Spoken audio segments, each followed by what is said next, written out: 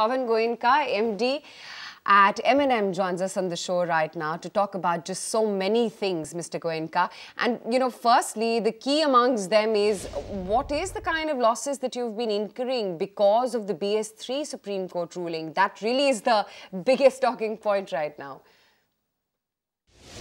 Well, before the Supreme Court order, we were asked to give total inventory of BS3 around March 20th.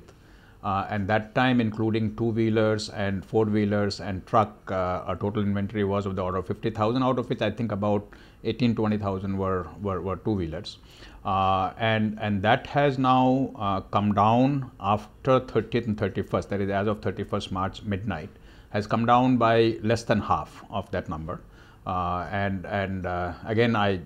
the two-wheeler I want to separate out. So if I leave two-wheeler out, we probably had of the order of about 15,000, 14,000 vehicles left after 31st March midnight.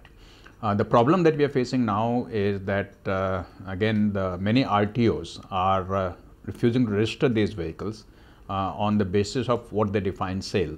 And there's a lot of confusion that's happening in the marketplace, and really it is very frustrating that in spite of sort of accepting the limit set by the Honorable Supreme Court, we had tried to obviously sell as many vehicles as we could on the last 2 days, 30th and 31st, which is done by the whole industry.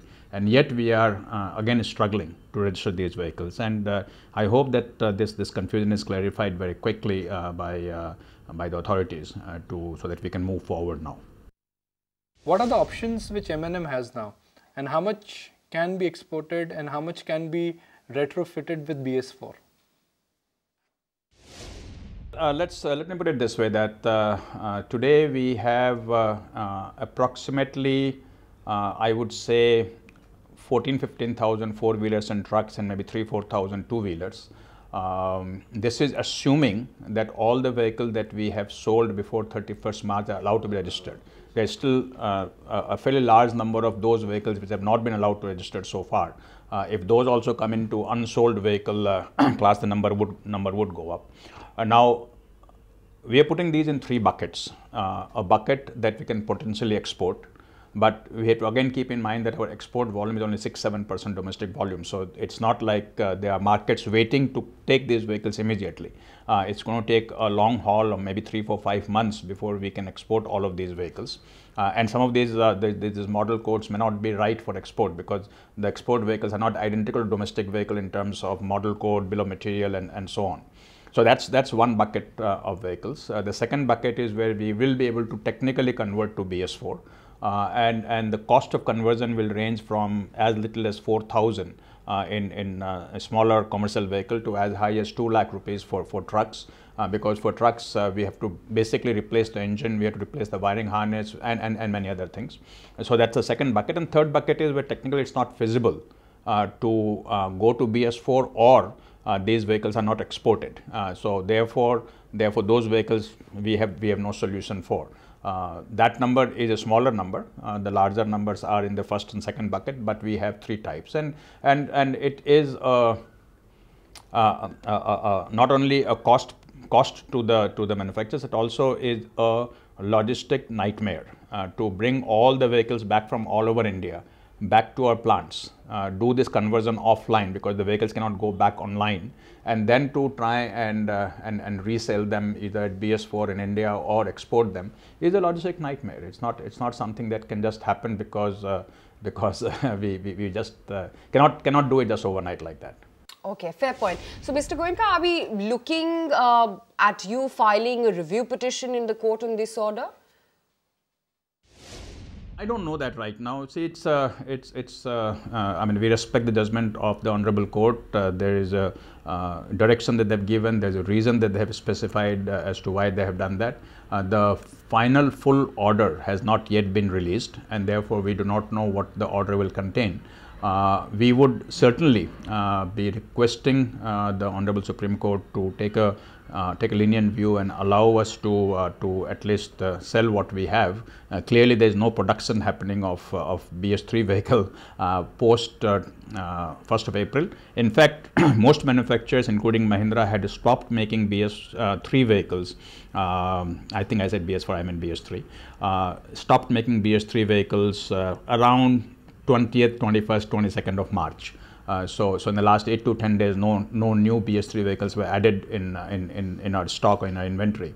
So my plea will remain, industry's plea will remain that we should be allowed to sell what we have. We already have paid a very heavy commercial price by having to discount these vehicles on 30th and 31st of March. So it's not so much a question of whether we have a legal recourse or not. It's more of a request that we would be making somehow in some forum, we don't know how yet, to the honorable courts to reconsider the decision, at least have some leniency, give us some window, maybe 2 weeks, 3 weeks, 4 weeks of time to try and sell these vehicles.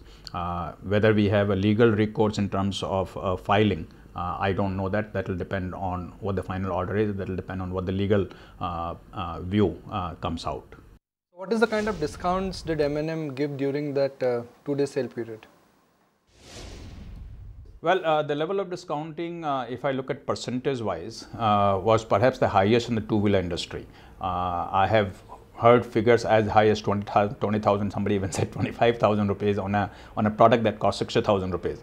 So that's a very high discount. If I then look at trucks, I've been given some very high numbers of how much trucks have to be discounted beyond the normal discount that trucks have, and that has run as high as 2.5–3 lakh rupees. I've been told in some cases, and the sort of small commercial vehicle probably have been discounted 30,000, 40,000, 50,000 rupees. But the main point was that on 31st, every OEM was in a mode to say that, give me a price and take the vehicle away. I mean, that's really what it came down to, because we knew that after 31st of March, these vehicles will become, in some cases, scrap. Mr. Goenka, M&M has lost a sizable market share in the last financial year. How is it that you're planning to tackle this situation and planning to get that lost market share back? If I talk automotive side first, we have one new exciting product that will be launching this year. We have talked about that, U321, and we are pinning a lot of hope on that to help us to sort of catch up on the market share. We have 2 or 3 products that were launched earlier in FY16 that now are on a ramp-up phase, and therefore that is KUV100 and TUV300, where the volumes are increasing constantly month on month, and we would expect those to get to the kind of level that we were expecting around the time of launch. And therefore, overall, we certainly hope, and we are very confident right now, I must say, that our growth for Mahindra would be more than the growth for the industry, and therefore we should see a market share go up. I won't say that we will go to the level of 35% plus during this year, but we should go up from the 28–29% that we have to sort of low 30s is what we are planning for during this year. If I look at the truck segment, there we are very hopeful. Still very small player. Market share probably for the year will be less than 4% in FY17. Okay, fair point. So it is the crossovers or the soft roaders which have taken the market share away from M&M. When is it that we can see the crossovers coming from the stable of M&M itself? So KUV100 is one of those vehicles that we had launched, where we, as I said earlier, that we hope that the volume will pick up during this year.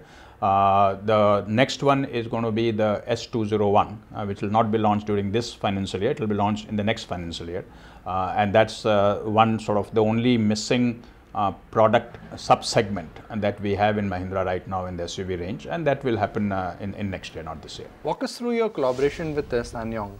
Are you looking at getting a new Rexton in India as well?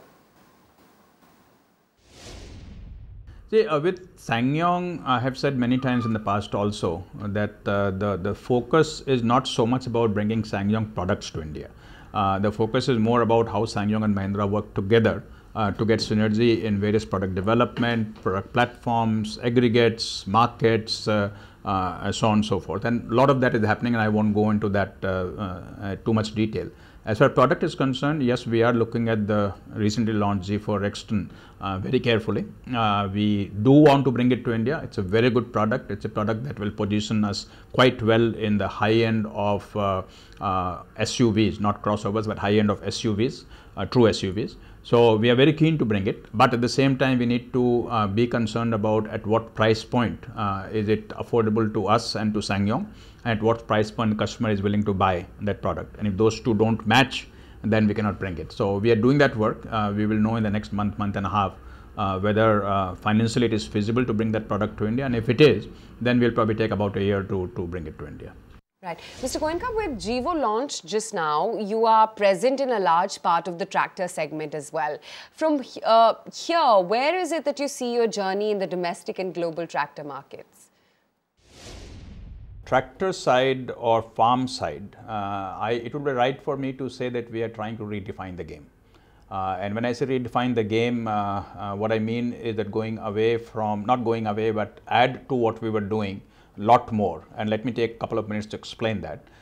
First of all, the launch yesterday, the Gevo tractor that we have launched is filling a white space that we had in our tractor offering, and with that we have a complete, very strong product portfolio in the Mahindra brand and similarly in the Swaraj brand. So we have two brands that we are working on, and with these two brands we had picked up our market share quite a bit, about almost like 2 percentage points during last year.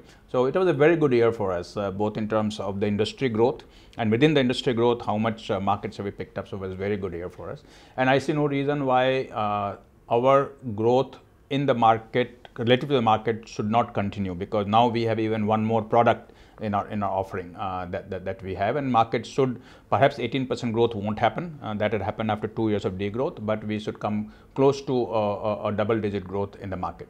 But what we are looking at is going beyond tractors, and we are saying that in this game we have to look at three things, and we have launched something called Farming 3.0, which is our future vision for how farming will be done in India.